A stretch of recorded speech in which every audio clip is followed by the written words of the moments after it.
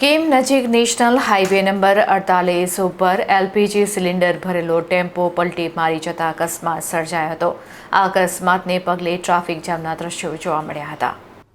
Overbridge ચડતી વખતે આગળ જઈ રહેલા ફોર વ્હીલ ચાલકે અચાનક બ્રેક મારી હતી, જેને કારણે પાછળથી આવતા પિકઅપ ચાલકે પણ અચાનક બ્રેક મારી દીધી હતી।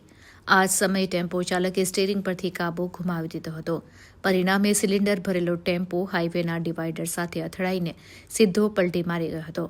આ અકસ્માતને કારણે હાઈવેની એક લાઇન સંપૂર્ણ રીતે બ્લોક થઈ ગઈ હતી, જેને પગલે બંને તરફ લાંબી વાહનોની કતારો લાગી હતી।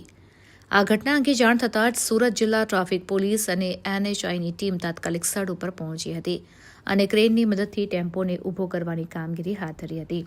સદનસીબે આ ઘટનામાં કોઈ જાનહાની નથી થઈ, પરંતુ હાઈવે પર ટ્રાફિક વ્યવસ્થામાં ખલેલ સર્જાયો હતો।